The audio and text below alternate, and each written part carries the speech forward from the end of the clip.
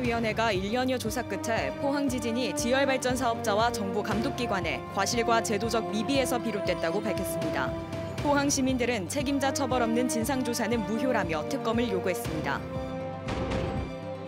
휴대폰 링크나 문자로 전화통화를 가로채는 악성 앱 설치를 유도한 뒤 돈을 빼가는 진화된 보이스피싱이 기승을 부리고 있습니다. 여러분 안녕하십니까? 포항 MBC 뉴스입니다. 포항지진특별법에 따라 꾸려진 국무총리 산하 진상조사위원회가 1년여 조사 끝에 오늘 결과를 발표했습니다. 포항지진은 지열발전 사업자의 과실과 정부의 관리감독 부실로 인해 발생한 거라고 결론을 내렸는데요. 하지만 정부의 사과나 책임자 규명 등 핵심이 이번에도 빠졌습니다. 천문학적 피해를 입은 포항 시민들은 조사 결과를 인정하지 않으면서 함께 특검을 요구했습니다. 박성아 기자가 전합니다.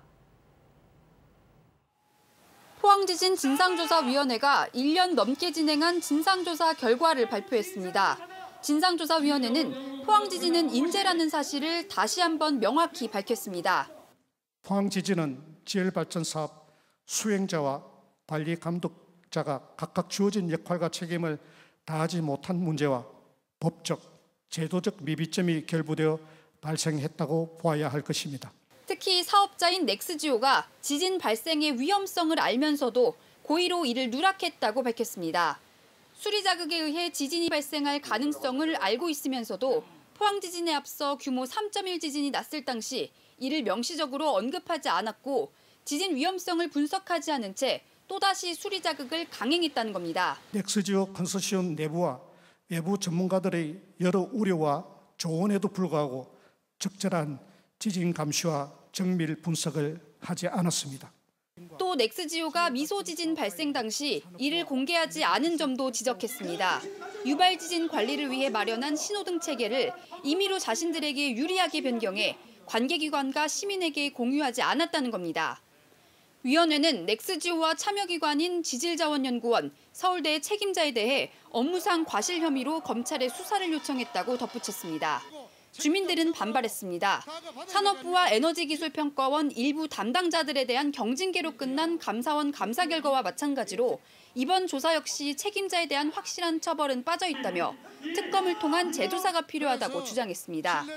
에너지기술평가원과 산업부는 수사 요청하지 않은지 이거야말로 그달끼고 몸통은 빼고.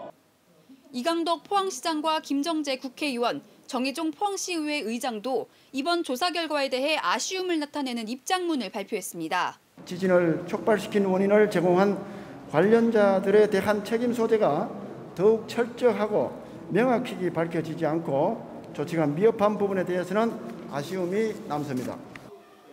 정부의 마지막 진상조사에 기대를 걸어온 시민들은 감사원 감사와 별반 다르지 않은 이번 결과를 받아들일 수 없다며 반대 운동을 펼칠 예정이라고 밝혔습니다.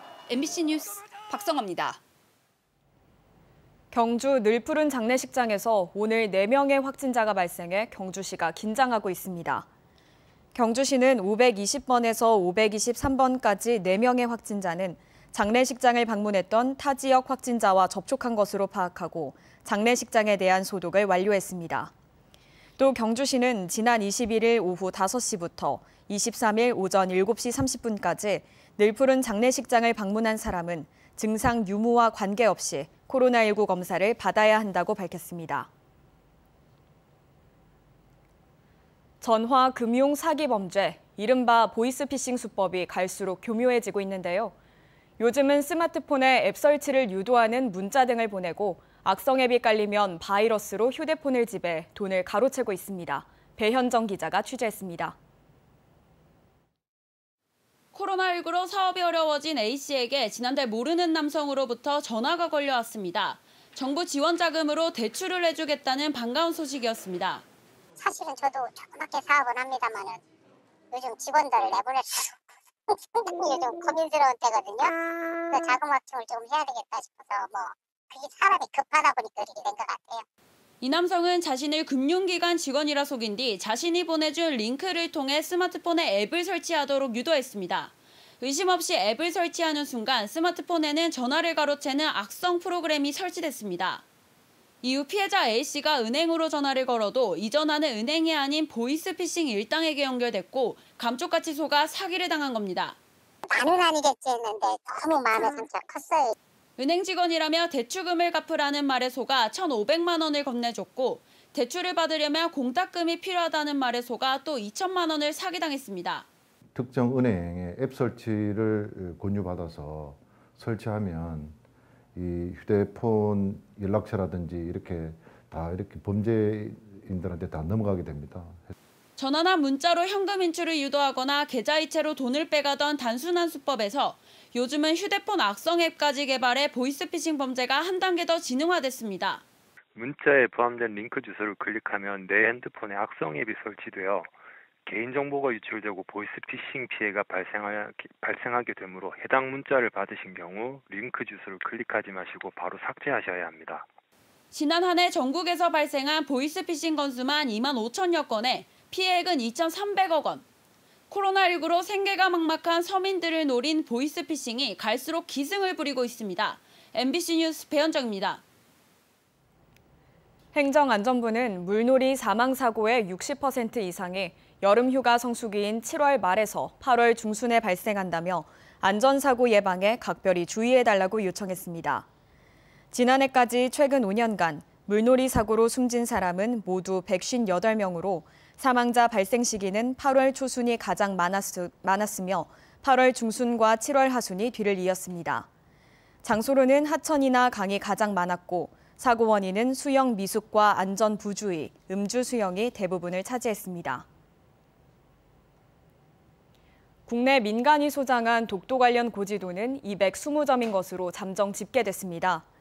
경북도 출연기관인 독도재단은 데이터베이스를 구축하기 위해 국내 민간기관이 소장한 동서양 독도 관련 고지도 현황을 조사한 결과 일본이 조작한 일부 지도를 제외하면 대부분 독도를 대한민국 영토로 표기했다고 밝혔습니다. 독도재단은 세계인에게 독도가 대한민국 영토임을 분명하게 보여주기 위해 지난해 국내 독도 관련 국공립기관이 소장한 독도 관련 고지도 398점을 데이터베이스로 저장하기도 했습니다.